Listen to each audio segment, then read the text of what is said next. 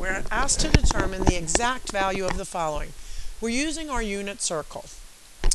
In G, it asks us to find the tangent of negative 7 pi over 4. Remember, for negative, you need to move in a clockwise direction. We're starting at 0, and we're going to go almost all the way back around to 2 pi, but we're only going 7 pi over 4, not 8 pi over 4. So we're going to end up at 45 degrees.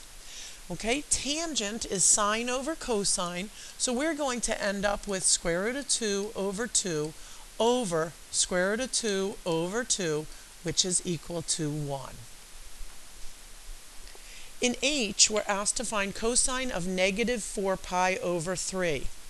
Now 3 pi over 3, or negative 3 pi over 3, would get us back to 180 degrees. Negative 4 pi over 3 brings us up here actually to 2 pi over 3, or 120 degrees. Cosine is the x value, and that's going to be equal to negative 1/2. In I, we're asked to find the sine of negative 11 pi over 6. Well, that's just going to be pi over 6 short of negative 2 pi. So we're going to go clockwise all the way around, and instead of getting all the way back to 0, we're going to be at pi over 6. Sine of pi over 6 is the y value, and that's going to be equal to 1/2. For J, we're looking at sine of pi over 4. Well, it can't get any easier than that. That's 45 degrees, and we know sine is equal to square root of 2 over 2. In the next one, K, we're looking at cosine of 5 pi over 6. We are going in the counterclockwise direction.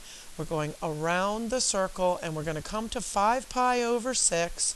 And at 5 pi over 6, cosine is equal to negative square root of 3 over 2.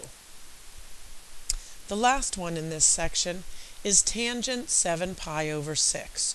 First you go 6 pi over 6, gets you to 180 degrees. Pi over 6 more than that gets us to 210 degrees. We're looking at tangent. Tangent is sine over cosine, which would be negative 1/2 over negative square root of 3 over 2. We can divide out those 2's, and we get 1 over square root of 3.